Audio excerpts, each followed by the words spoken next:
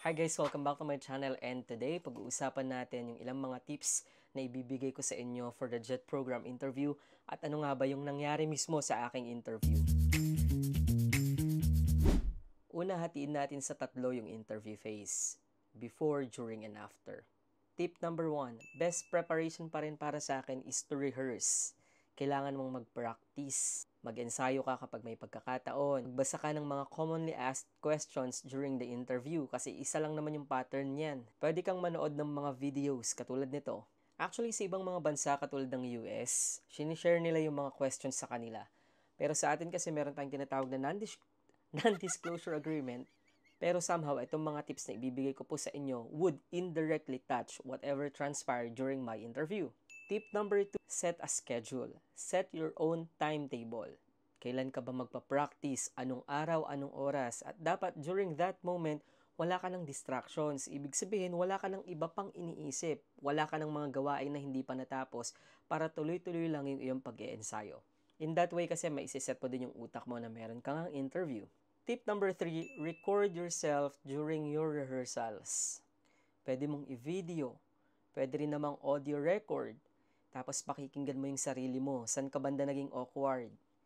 Kung video yan, papanoorin mo syempre. Titignan mo yung body language mo, yung facial expressions mo. Tignan mo rin yung mga mannerisms mo. Dapat aware ka doon.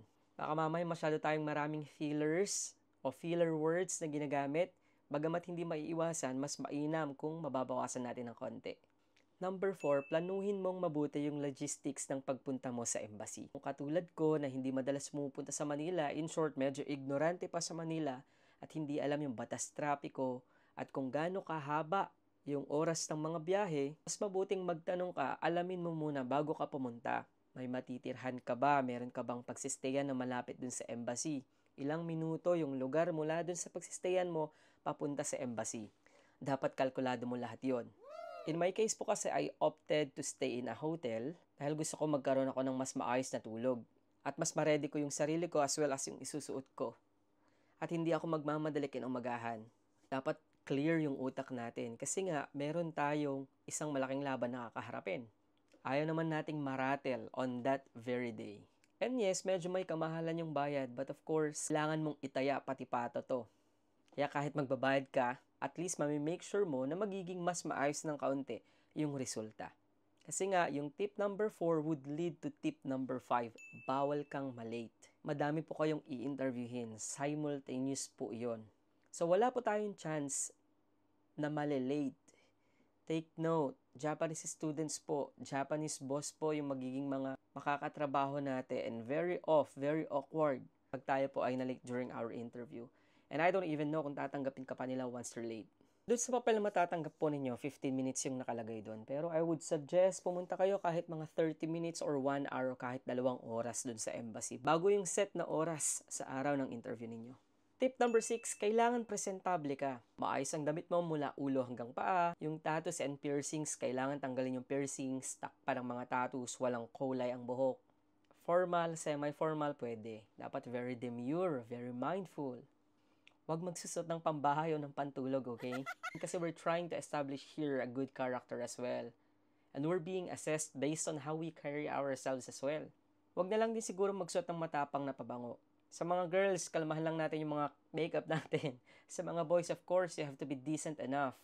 Your haircut should be clean cut. Tip number 7, pagpasok mo sa interview room, greet and smile. Pag pinaupo, umupo, be composed, be relaxed. Inhale and exhale, be natural, and be confident, but not overbearing to the extent na nagmumukha ka ng arrogante. Now, during the interview, tip number 8, process the questions first before you answer. Isipin mo muna kung ano yung tanong. Try mo munang isipin kung ano yung magiging sagot mo bago bumuka yung bibig mo. And if ever hindi mo naintindihan or hindi mo narinig, pwede mo namang i-ask them politely to repeat the question. Tip number 9, it's better to pause while you're thinking of your answer or of the next words that you're going to utter than to stall or to stammer. As much as possible, iwasan natin yung yung mga long breaks na ganun. Again, it's better to pause while you're thinking for your answer. But of course, think as fast as you can. Slow down while answering the questions. You don't have to rush.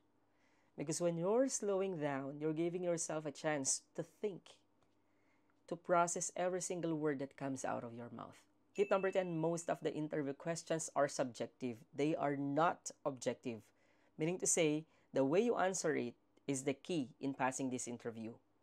Wala namang tama't maling sagot dun eh. It's the way you deliver your answer. Unless of course if they're asking for basic questions or factual questions that require objective answers, ibang usapan yan. So please make it a point that the way you answer the questions would capture the interest of your interviewers. It should be factual, it should be truthful, it should be genuine, and all your answers should not be fabricated. Hindi gawa-gawa lamang ng mabulaklak na pananalita. Tip number 11, be truthful.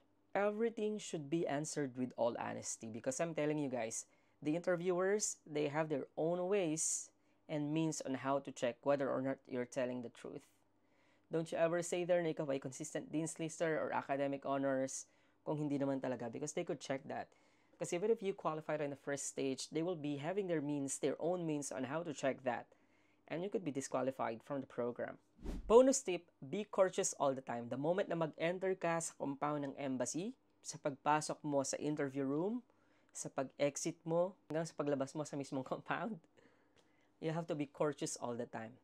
Not only with the interviewers, with your co-applicants, as well as with the guards, and everyone na makakasalubong mo kahit sa taxi driver mo on that day. Kasi in a way, diba, you're trying to establish your character. You're trying to establish a positive energy, a positive vibe, positive atmosphere. Even when you're being asked with the questions, even if you're feeling nervous, you have to be courteous, say thank you, smile. And not only in the interview proper, but as much as possible, you have to try it in the whole duration of your application process. Another bonus tip is that, as much as possible, deviate yourself away from all the negativities. Umiwas ka sa stress. Ignore them. Especially kung DepEd teacher ka, I know it's very hard to stay away from stress sa DepEd kasi ang daming stressors from the students, their parents, diba, your coworkers, your leaders, the community, all the paperwork and stuff, the list goes on. But as much as possible, if mati-trigger ka man or iti-trigger ka man nila, ignore them muna. Huwag na wag mo munang papansin or just let them be. Kasi nga, kailangan ang ma-attract mo is yung positive vibes, positive energy. Because you're asking for something from the Lord. And if there will be negative things, those could be roadblocks. Those could jinx your way towards the attainment of your goal. Never ever let anyone steal that positive energy from you during your application. And especially on the week or on the day before your interview. Kasi it would greatly affect your interview performance. It's easier said than done, but of course, I'm asking you to please divert or reframe your mindset. Last tip, master your statement of purpose. Whatever it is that you have put in your statement of purpose as well as into your credentials, please make it a point that you know everything about it. Paikot-ikutin man yan ng mga interviewers or whoever. Dapat alam mo kung paano sagutin. Dapat alam mo kung paano i-back up with concrete data, with concrete and specific evidence or details of that particular event that you have put into your SOPs. Siguro I would suggest dapat alam mo din yung background ng iyong ng iyong mga recommenders. Kasi we'll never know, malay natin tanungin kung sinong recommenders natin. How are we related sa kanila? 'Di ba? Any question kasi possible eh. Okay, recap lang natin. Tip number 1, rehearse, practice. Tip number 2, set a schedule. Tip number 3, record yourself. Tip number 4, planuhin ng mabuti ang logistics ng pagpunta mo sa embassy. Tip number 5, bawal kang malate. Tip number 6, kailangan presentable ka. Tip number 7, pagpasok mo sa interview room, greet and smile. Tip number 8, process the questions first bago ka sumagot. Tip number 9, it's better to pause than to stammer. Tip number 10, most of the interview questions depend on how you answer them subjectively. Tip number 11, be truthful. Bonus tip, be courteous and stay away from negativities. And master your statement of purpose. There you have it, guys. Thank you so much for watching this video. This is Sir JR, an ALT JET program participant here in Tokyo, all the way from Isabela. For comments and content suggestions, feel free to drop it down the comment box. And don't forget to hit the bell, hit like, and subscribe to my channel. Diyos Tigdina, Agyat.